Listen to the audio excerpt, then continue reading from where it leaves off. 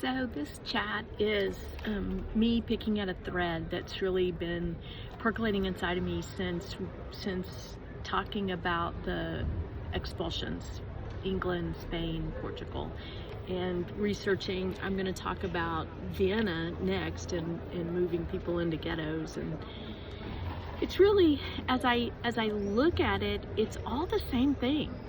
And so I just kind of want to create a big picture in this chat and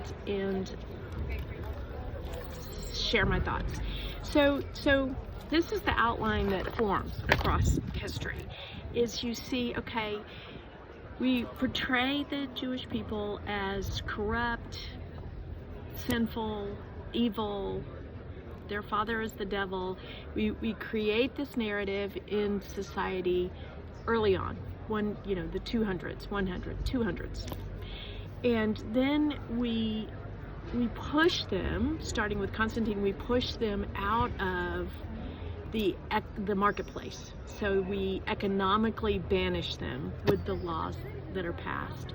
And that's kind of the State of the Union for a few hundred years. And then the Crusades happen, and we see that the animosity towards this people group has risen to a level that today would be unthinkable. And so the nobles and the knights and the people who go off to the Crusades march through Central Europe, and they feel empowered, largely in Germany, to steal from the Jewish people, to beat them, and even to murder them as they process to modern day Israel. And so that is a real turn of events as it relates to the treatment of Jewish people. And so immediately after that, immediately 100 years, but in the grand scheme of things, England says, you know what, we don't even want the Jewish people to be on the same piece of land as us, and we're going to kick you out of every single Jewish person has to leave the country. And then Spain, a couple hundred years later, every Jewish person has to leave the country. And so you begin to see that it's not only they've been pushed from the marketplace, then they are pushed physically out of the land. The ghettos, the separation that starts in Venice is you can't live in our community. You got to go build another community over there, and you can live over there because you guys are so corrupt that you're going to corrupt us. So you think about what winds up happening. Fast forward to the 1930s, and the National Socialist Party starts out with, we don't want you guys here, so you guys need to go figure out somewhere else to live and get out. Like, they made laws, and they were openly antagonistic, and they wanted the Jewish people to leave the country.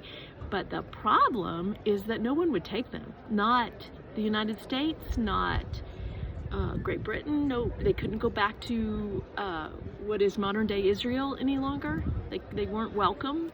The British would shut that down. So no place on earth was open to them to leave in the 1930s. So then you have the horror of millions of people getting murdered, and when that's discovered, and the West has to face that with open eyes. And what is our response in 1945 when we release the remaining Jews from the concentration camps? We move them into Allied camps because no one still wants them. The United States, Great Britain, they can't go back to what is modern day Israel. Nobody still wants them even after what has been done.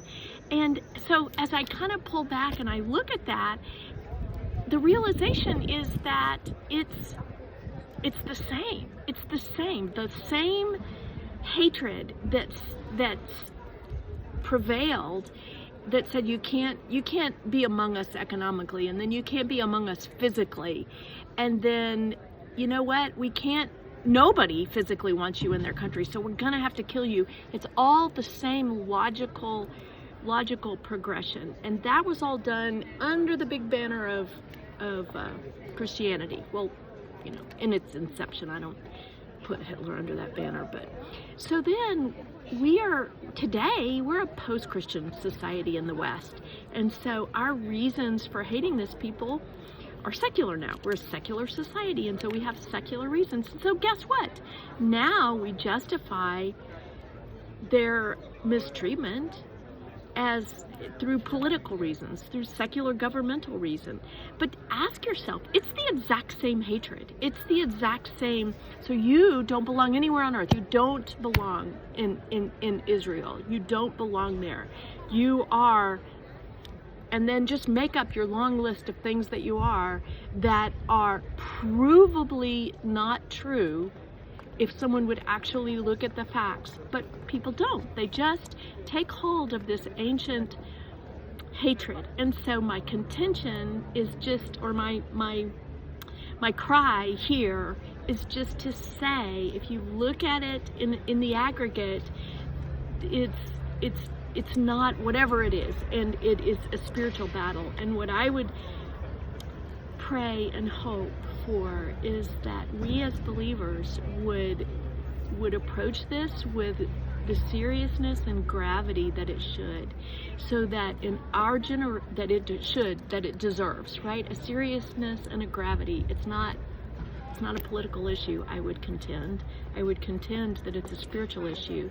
And my hope and prayer is that believers would prayerfully consider these matters, who the Jewish people are, how we should treat them.